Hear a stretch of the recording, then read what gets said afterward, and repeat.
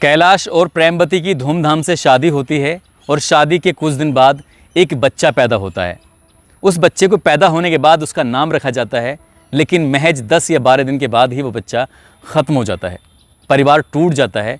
फिर दोबारा कोशिश करते हैं, एक और बच्चा पैदा होता है, लेकिन वो बच्चा भी मर जाता है। मगर इससे बड़ी दुखद बात ये थी, बच्चा तीसरा भी पैदा होता है, लेकिन बच्चा तीसरा पैदा होता है वक्त से पहले, और वो भी मरा हुआ। लगातार बच्चे मर रहे थे।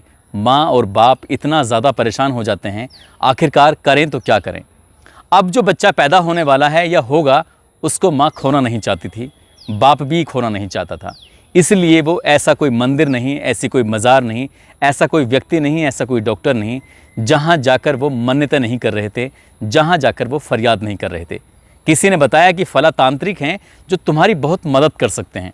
तांत्रिक के पास जाते हैं और तांत्रिक एक ऐसा उपाय सुझाते हैं। कहते हैं कि गंगा के किनारे आपको एक बकरे की बलि देनी है। उस बकरे के अंदर से जो खून निकलेगा, तुम्हें अपनी पत्नी को नहलाना है, लेकिन याद रहे तन पर एक भी कपड़ा नहीं होना चाहिए। और जैसे ही पत्नी उस खून से नहाएगी, इसके बाद गंगा में जाकर उसको फिर से नहला देना और तुम्हारी मनोकामना पूरी हो जाएगी। पति और पत्नी ये सोचकर कि उनका भविष्य अब संवरने वाला है, वो सीधा जाते हैं और वो सारे क्रियाएं करते हैं जो एक तांत्रिक ने उन्हें बताई थी। मगर उसके बाद इतना भयानक होता है कि इन दोनों ने भी इस बात की कल्पना नहीं की थी। आज इस घटना की गूंज न केवल उस ज़िले में है, बल्कि आसपास के ज़िले के लोग भी थर्रा जाते हैं ये बात सुनकर कि कोई इंसान किस हद तक जा सकता है, किस हद तक पहुंच सकता है। आदाब, नमस्कार, सत श्री अकाल। मैं उस्मान सैफ़ी। आज की जो सच्ची घटना मैं आपको सुनाने जा रहा हूँ, ये सच्ची घटना है उत्तर प्रदेश का एक ज़िला है अमरोहा, और इसी ज़िले का एक थाना लगता है आदमपुर। दरअसल आदमपुर थाना क्षेत्र का गांव है मलकपुर। एक बच्चा जिसकी उम्र लगभग 1.5 साल के आसपास, और उसका बड़ा भाई जिसकी उम्र लगभग 4 साल के आसपास। माँ घर में अकेली है, लेकिन चारा लेने के लिए जाना है, और उसका पति है वो यहाँ से हसनपुर गया हुआ था बाज़ार से कुछ सामान खरीदने के लिए, लगभग 20 किलोमीटर दूर। बच्चा स्कूल चला जाता है, छोटे बच्चे को नींद आ जाती है, और जैसे ही बच्चा सो रहा है तो उसको आंगन में सुलाकर माँ अपने खेत पर चारा लेने चली जाती है, क्योंकि पास में ही खेत जो था। वापस लौटकर आती है तो बच्चा खाट पर नहीं था। माँ की बहुत ज़्यादा परेशानी बढ़ जाती है। ऐसी कोई जगह नहीं थी जहाँ माँ ने अपने बच्चे को तलाशा नहीं था। पूरा घर खंगाल डाला, पूरे आसपास के घरों में घर घर जाकर दरवाज़ा खटखटाया, सबसे कहा कि क्या तुमने मेरे यश को देखा है? मगर किसी ने भी यश को देखा ही नहीं था। और जब यश को किसी ने नहीं देखा तो माँ की चिंता बहुत ज़्यादा बढ़ जाती है। सीधा वो अपने पति रमेश को फ़ोन करती है। रमेश अभी हसनपुर पहुँचा ही था कि उसके पास फ़ोन पहुँच जाता है कि तुम्हारा बेटा घर से गायब हो गया है, आखिरकार कहाँ गया है। बड़ी संख्या में लोग अब गांव के और आसपास के जंगलों में इधर उधर भागने लगते हैं, क्योंकि ये जो गांव हैं, ये गांव दरअसल जंगलों की तरफ है मलकपुर, और पूरा गांव उस बच्चे को तलाशने की कोशिश कर रहा था। मगर कई घंटे बीत जाने के बाद भी जब वो बच्चा नहीं मिलता है तो वाकई रिश्तेदार भी इकट्ठा हो जाते हैं, बड़ी संख्या में लोग इकट्ठा हो जाते हैं। फिर बड़ी संख्या में लोग इकट्ठा होकर जो निकट चौकी है दड़िहाल, यहाँ जाते हैं, और यहाँ से सीधा पहुँचते हैं आदमपुर। और आदमपुर में जाकर SHO राम प्रकाश शर्मा से कहते हैं कि हमारा 1.5 साल का बच्चा है जो अभी ठीक से चल भी नहीं पाता, मगर उसका कहीं आता पता नहीं है, साहब उसकी तलाश करा दीजिए। अब पुलिस वाले और गांव वाले अपने हिसाब से मिलकर उस बच्चे की तलाश कर रहे थे, लेकिन उस बच्चे का कहीं दूर दूर तक आता पता नहीं चल रहा था। और रात गुजर जाती है, फिर अगला दिन निकलता है, अगले दिन फिर लोग तलाश करना शुरू कर देते हैं। ये बात है 22 अगस्त 2022 की, जब बच्चा गायब होता है दिन में लगभग 11:30 बजे के आसपास। और अगले ही दिन 23 अगस्त भी आ जाता है, और 23 अगस्त को भी वो बच्चा नहीं मिलता। दोपहर के लगभग 1 बजे के आसपास का वक्त रहा होगा, जब लोग अपने अपने खेतों से काम करके घर की तरफ आ रहे थे, तो एक व्यक्ति को एक कुत्ते के मुंह में एक टांग दिखाई देती है। जैसे ही वो टांग को देखता है तो उस कुत्ते के पीछे दौड़ता है और उस टांग को छीनने की कोशिश करता है। दरअसल वो उस टांग को छीन लेता है, और उस व्यक्ति को समझने में ज़रा भी वक्त नहीं लगता, क्योंकि अभी 24 घंटे पहले ही एक बच्चा जो गायब हुआ था। वो ज़ोर ज़ोर से शोर मचाता है और सैकड़ों ग्रामीणों को घटनास्थल पर इकट्ठा कर लेता है। कहता है कि मैंने इस कुत्ते से इस टांग को बचाया है। जैसे ही लोग उस टांग को देखते हैं, लोगों के रोंगटे खड़े हो जाते हैं, सोचने पर मजबूर हो जाते हैं। उस टांग को देखने से साफ अंदाज़ा लगाया जा रहा था जैसे किसी धारदार चीज़ से उसको काटा गया है। साफ अंदाज़ा इसलिए भी लगाया जा रहा था, पहले ये सोच रहे थे लोग कि शायद जंगल में कोई जानवर उसको बच्चे को ले गया होगा, इसे खा गया होगा, लेकिन वो खाया नहीं था, बल्कि उसके साथ किसी ने कोई हादसा किया था। पुलिस मौके पर पहुंचती है, फॉरेंसिक टीम आती है और अब बाकी जो हिस्से हैं शरीर के उनको तलाशने की कोशिश की जाती है। पास में ही ईख का खेत होता है, ईख के खेत में शरीर के बाकी हिस्से भी मिल जाते हैं, लेकिन अलग अलग कुत्तों ने उन हिस्सों को नोच कर उनको वो बहुत ज़्यादा नुकसान जो पहुंचा दिया था। पुलिस ने शव को कब्जे में लिया और पोस्टमार्टम के लिए भेजा। पोस्टमार्टम की रिपोर्ट आती है, इससे साफ पता चल जाता है कि बच्चे का गला दबाकर उसकी हत्या की गई थी, साथ ही किसी धारदार हथियार से इसको काटा गया था। अब काटने वाला कौन था, यही सवाल था। इस सवाल का जवाब जानने के लिए पूरा गांव परेशान था। बात अमरोहा ज़िले के एसपी तक पहुंचती है। सीओ से लेकर एसएचओ सभी लोग परेशान हो जाते हैं। सभी लोग जानना चाहते थे कि आखिरकार 1.5 साल के यश की किससे दुश्मनी है। तभी इस बच्चे का जो फूफा होता है उसको थोड़ा शक था, क्योंकि जिस वक्त ये घटना हो रही थी पूरा गांव उस बच्चे को तलाश कर रहा था। उसी बीच उस बच्चे की जो चाची है प्रेमवती, वही थी जो बस बेफिक्र थी, जिसको किसी बात की फिक्र नहीं थी। तभी उस पर शक जाहिर किया गया और पुलिस को बताया गया कि हो ना हो इस बच्चे के बारे में इसकी चाची प्रेमवती को कुछ ना कुछ तो ऐसा है जो पता है।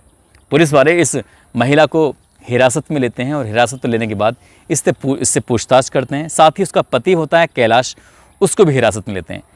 कैलाश वाकई इनोसेंट, उसको कुछ नहीं पता, लेकिन जो उसने बताया था वो वाकई भयानक था।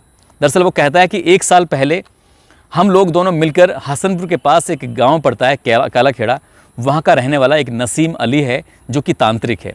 उस तांत्रिक के पास गए थे। उसने कहा था कि तुम्हारे बच्चे जो बार बार मर रहे हैं, इनको एक ही तरकीब से, एक ही विधि से बचाया जा सकता है। वो विधि ये है कि तुम्हें किसी बकरे की बलि देनी पड़ेगी और आपको गंगा के किनारे, जहाँ बिल्कुल निवस्त्र होने के बाद तुम अपनी पत्नी को उसके कलेजे से, उसके खून से नहलाओगे। शरीर के हर एक हिस्से में उसका ब्लड लगना चाहिए बकरे का। जब तक नहीं लगेगा समझ लेना विधि पूरी नहीं होगी। ऐसे ही करते हैं। रात के अंधेरे में लगभग 12 बजे के आसपास 1 साल पहले वो जंगल जाते हैं, अपनी पत्नी को निवस्त्र करता है, एक बकरे की बलि देता है और बकरे की बलि देने के बाद वो अपनी पत्नी को खून से नहलाता है। और वहीं पास में ही गंगा है, मुश्किल से मुश्किल 1 किलोमीटर के आसपास। उसी 1 किलोमीटर तक वो पैदल जाती है महिला और वहाँ जाने के बाद गंगा में नहाती है और कपड़े पहन कर आते हैं। मगर वो बच्चा जो पेट में पल रहा था, अब तक जो बच्चे थे वो समय पर पैदा हो रहे थे, लेकिन ये बच्चा तो समय से पहले ही पैदा होता है और मर जाता है। जब ये बात उसके पति को पता चलती है तो उसका पति कहता है कि ऐसा कुछ भी नहीं है इन तांत्रिकों के पास, इसलिए हम किसी तांत्रिक के पास नहीं जाएंगे।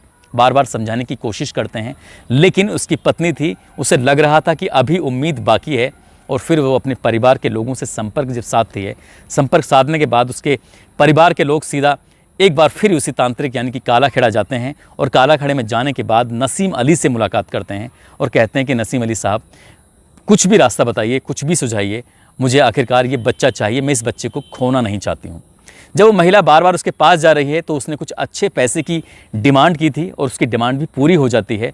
और पूरी होने के बाद जो अगला तरीका वो बताता है वो वाकई बहुत भयानक होता है। वो कहता है कि तुम्हें एक बच्चे की बलि देनी होगी, क्योंकि पहली जो बलि थी वो पूरी नहीं हुई थी, तुमने उसमें कुछ ना कुछ गलती की है, गड़बड़ी की है, इसलिए तुम्हें इस बार किसी बच्चे की बलि देनी होगी और बच्चे की तैयारी कर लीजिए। वो किसकी होगी, कौन होगा, ये तुम जानो।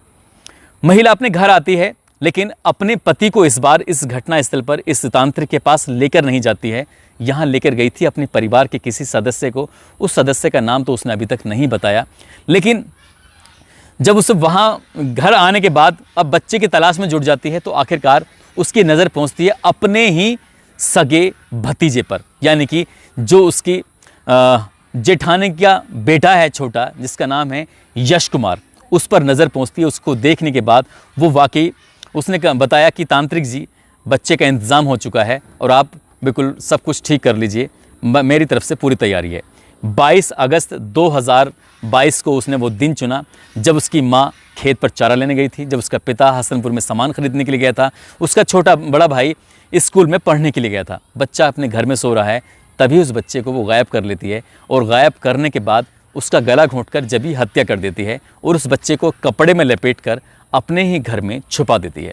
रात के जब लगभग 10 से 10:30 बजे के आसपास का वक्त होता है, तभी वो तांत्रिक नसीम अली को फ़ोन करती है और उससे कहती है बच्चे का इंतज़ाम हो चुका है, मैंने उसको मार दिया है, जैसे जैसे आपने बताया है ठीक वैसे ही किया है, लगभग 20 किलोमीटर का सफ़र तय करने के बाद नसीम अली रात को ही कालाखेड़ा से सीधा मलकपुर पहुंचता है और मलकपुर के जंगल में उस प्रेमवती का इंतज़ार कर रहा था। अब दोनों मिलकर उस बच्चे के, उस बालक के, जिसका नाम यश कुमार है, जिसकी उम्र लगभग 1.5 साल से थोड़ी बहुत ज़्यादा होगी, उन्होंने मरे हुए उस बच्चे के 1-2 नहीं 7 टुकड़े कर दिए। और 7 टुकड़े करने के बाद यहाँ एक विधि अपनाते हैं और विधि अपनाने के बाद जो कुछ क्रियाएं वगैरह होती हैं उसको करने के बाद तांत्रिक अपने घर चला जाता है। ये महिला आकर सो जाती है घर में, जैसे कि अभी तक कुछ हुआ ही नहीं है। बाकी परिवार का हर एक सदस्य परेशान था, चीख रहा था, चिल्ला रहा था उस बच्चे को लेकर, लेकिन उस बच्चे को लेकर इस महिला पर ही कोई असर नहीं था, क्योंकि ये इसलिए खुश थी क्योंकि इस महिला के पेट में 3 महीने का गर्भ जो पल रहा था। ये चाहती थी कि इस बच्चे को वो बिल्कुल भी खोना नहीं चाहती, इसलिए तांत्रिक के संपर्क में आई। जब पुलिस ने इस महिला को गिरफ्तार किया था, इससे पूछताछ की थी, इसने पूछताछ में अपने सारा जुर्म कबूल किया और जेल जाने से पहले जब इस महिला का मेडिकल परीक्षण कराया गया तो उस मेडिकल परीक्षण में आता है कि ये महिला 3 महीने की गर्भवती है।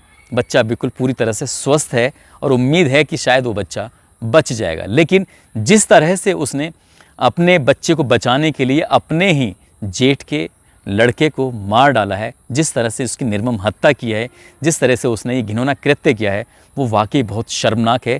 जब इस घटना के बारे में अखबारों के माध्यम से, सोशल मीडिया के माध्यम से, टेलीविज़न के माध्यम से लोगों को पता चलती है, आसपास के इलाके में ये खबर घूमती है, आसपास के लोग सुनते हैं तो ज़िले ही नहीं बल्कि दूर दूर तक लोग सुनकर हैरान थे कि एक महिला आखिरकार इतना निर्दयी कैसे हो सकती है, अपने बच्चे के लिए वो दूसरे के बच्चे को आखिरकार कैसे मार सकती है। मगर इससे भी बड़ी दिलचस्प बात ये है कि जब उसकी जेठानी को ये बात पता चलती है, जब उसके जेठ को ये बात पता चलती है, वो रोते हुए कहते हैं कि अगर बच्चे की ही चाहत थी तो हमारे यश को तुम ले लेते, अपने आप से उसको पालते पोसते, हम अपना पहला बच्चा भी दे देते, हम अपना दूसरा भी दे देते, उसे मारने की क्या ज़रूरत थी। यही बात उसका पति कैलाश, जो इनोसेंट है, जिसकी कोई गलती नहीं है, जिसने सिर्फ बकरे की बलि दी थी, वो वाकई वो सीधा है। पुलिस की जांच में जब पुलिस उसको गिरफ्तार हिरासत में लेकर गई थी, उससे जब पूछताछ की तो उसने एक एक बात को सच बता दिया। यदि वो सच नहीं बताता तो शायद ये सच कभी बाहर भी नहीं आता। दोस्तों, इस घटनाक्रम को सुनाने का उद्देश्य किसी को परेशान करना नहीं है, किसी का दिल दुखाना नहीं है, बल्कि आपको जागरूक करना है, आपको सचेत करना है। पुलिस ने उस नसीम अली को भी गिरफ्तार कर लिया है, इस महिला को भी गिरफ्तार करके जेल भेज दिया है। जो यहाँ के SHO हैं राम प्रकाश शर्मा, वो कहते हैं कि इस मामले की अभी जांच चल रही है, कम से कम समय में चार्जशीट लगाई जाएगी। कोशिश है कि इन आरोपियों को फांसी की सज़ा दिलाई जाए और जो भी दोषी इसके मामले में हैं और उन्हें भी किसी भी कीमत पर बख्शा नहीं जाएगा। साथ ही आज कुछ लोगों के जन्मदिन हैं, जिसमें पवन यादव, दक्ष, मयंक हैं, साथ ही अब्दुल कादिर उस्मानी, महिपाल, अर्शिफा खान, इन सभी को जन्मदिन की बहुत बहुत शुभकामनाएं, बहुत बहुत मुबारकबाद। साथ ही मोहम्मद इस्माइल, MD आर्या, फैयाज़ बाबू, रवि, महेश, विवेक, मानाराम, शाहनूर चौहान, सवरेल अंसारी, रिया, इन सभी ने नाम लेने की अपील की थी। साथ ही मोहम्मद सद्दाम हुसैन बिहार से, मोहम्मद यासीन, अशरफ खान, अतीक अहमद, शिखा रावत, वसीम खान, विनोद कुमार, सुरेश लोहार, उमेश मुखिया, सुरेश, विवेक कुमार, मनोज, कुंदन, काजी, सुहेल अख्तर, कृष्ण कुमार, सतीश कुमार, मोइन खान, पप्पू कुमार यादव, मोहम्मद सद्दाम, नवाब खान, इन सभी ने नाम लेने की अपील की थी। आप सभी का दिल की गहराइयों से बहुत बहुत धन्यवाद, बहुत बहुत शुक्रिया। आप सब अपना ख्याल रखें, सुरक्षित रहें। जय हिंद, जय भारत।